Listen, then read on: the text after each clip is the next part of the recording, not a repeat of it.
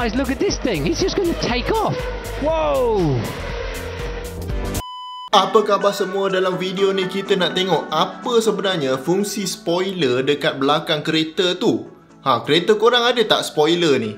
Kadang-kadang kita tengok ada orang spoiler besar, ada orang spoiler kecil, ada kereta pula tak ada spoiler terus. Dan betul ke spoiler ni ada kesan pada kereta kita ataupun hanya setakat hiasan saja? Okey, jom kita tengok. Baik, pertama sekali, apa yang kita rasa kalau kita tengah bawa kereta dengan sangat laju? Kalau wife saya, bila kita bawa kereta laju sangat, dia akan kata rasa macam nak terbang. Memang biasa orang cakap sebenarnya, bila bawa laju, kereta rasa macam nak terbang.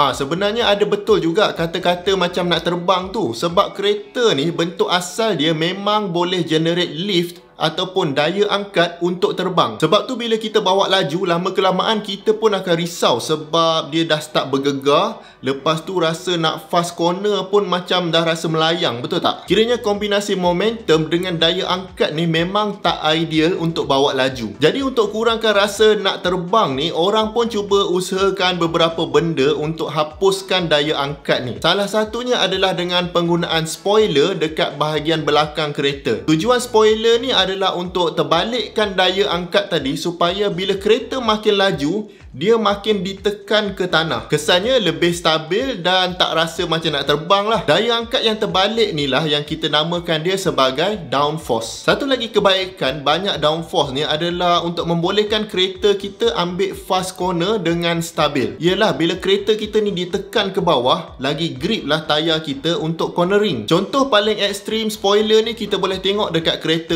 F1.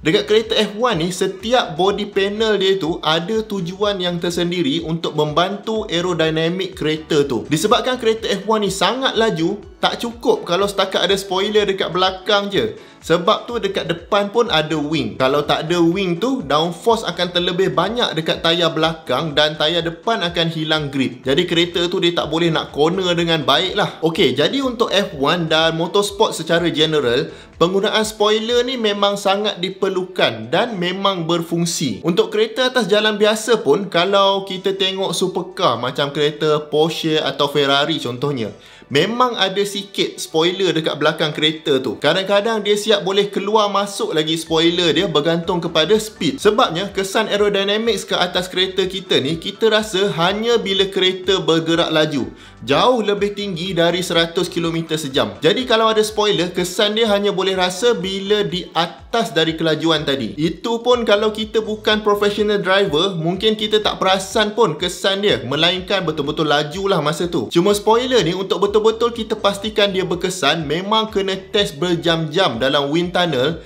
untuk fine tune bentuk spoiler, kedudukan pemasangan dan paling penting angle of attack spoiler ni, dia punya sudut dia. Kemudian kena buat testing sebelum dan selepas nak tengok ada kesan tak pada downforce masa tengah cornering. Ini kira cara yang betul-betul proper lah. Jadi spoiler yang ada dekat supercar tu, walaupun kecil, dia orang dah test dan bentuk itulah yang paling optimum sesuai dengan pengaliran udara dari depan kereta sampai belakang kereta. Ikut bentuk kereta tu sendiri. Maknanya kalau bentuk kereta lain, lainlah spoiler dia. Okey, mungkin persoalan yang korang tertanya-tanya, kalau kereta biasa tak ada spoiler, kemudian kita nak tambah spoiler, ada kesan ke? Dan soalan ni pasti akan mengundang kecaman lah kalau tersalah jawab.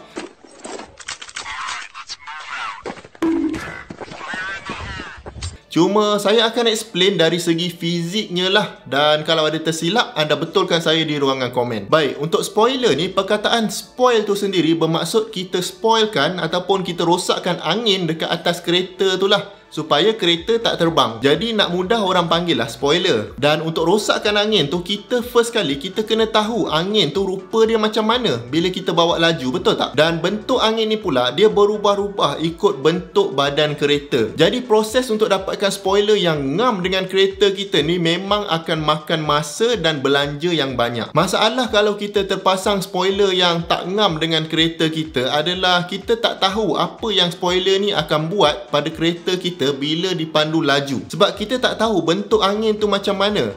Mungkin akan tambah downforce dan tak mustahil juga boleh kurangkan downforce kalau angle of attack spoiler tu tak betul. Contohnya kalau downforce terlebih, Masalah juga sebab tayar belakang ni terlebih grip dan menyebabkan tayar depan kurang grip. Bila tayar depan kurang grip, kita tak boleh nak corner dengan tepat. Masalah ni dinamakan understeer. Maknanya, kita dah pusing steering. Tayar pun dah terpusing tapi kereta tak pusing. Kalau downforce terkurang pula, silap-silap kereta anda makin tak stabil berbanding tak ada spoiler. Lagi cepat kita rasa nak terbang. Spoiler yang tak betul juga boleh menambahkan drag ataupun rintangan udara kepada kereta anda. Dan kalau anda jenis yang memang bawa laju, lama-kelamaan rintangan udara ni akan bagi kesan pada pembelajaan minyak kita lah. Kalau kereta F1 pun masa jalan lurus, ada tempat yang diorang boleh ubah bentuk spoiler tu untuk bagi kereta bergerak lebih laju. Nama sistem ni adalah drag reduction system. Jadi confirm lah spoiler ni walaupun boleh tambah downforce, dia juga boleh tambahkan drag. Cumanya ini betul-betul masa tengah high speed lah. Dan satu lagi kita perlu ingat, kesan aerodinamik dari spoiler ni hanya dapat kita rasa bila kita bawa laju.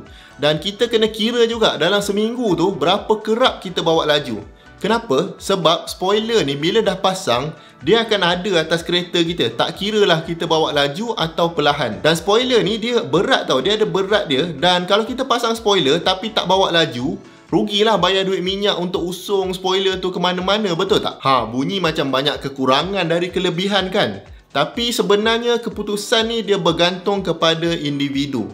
Satu benda yang saya tak dapat nafikan adalah kalau kena rupa spoiler ni dengan kereta, memang kereta akan nampak cantik dan berbeza. Ada orang dia tak kisah tau spend duit untuk cantikkan kereta sebab ini dah jadi satu kepuasan bagi diri dia. Dan sekali-sekala dia nak bawa laju, dapat sikit kesan downforce dari spoiler yang dipasang, so kira okey lah kan. Spoiler ni pun banyak pilihan di pasaran sekarang. Dan pengeluar spoiler ni pun tahu yang customer ni kemampuan dia berbeza. Sebab tu ada spoiler yang dari fiberglass dan ada juga spoiler yang premium yang dibuat keseluruhan dari carbon fiber. Saya pun rasa orang tak expect yang bila dia pasang je spoiler pada kereta dia tu akan jadi laju macam supercar. Cuma dia nak stabil lebih sikit je masa bawa laju. Mungkin dia baru upgrade turbo dengan suspension. Mesti nak test power kan? So, pasanglah spoiler. Dan kalau dengan pasang spoiler tu menjadikan kereta lebih lawa, apa salahnya? Jadi korang suka tak sebenarnya kalau kereta ada spoiler ni? Ada tak antara korang yang tambah spoiler dekat kereta sendiri? Jangan lupa tinggalkan komen anda di bawah. Dan kalau anda dapat belajar sedikit sebanyak dari video ni, saya appreciate sangat kalau anda dapat bantu kami dengan 2 klik. Klik butang like dan klik butang subscribe. Jumpa lagi di video yang akan datang. Assalamualaikum.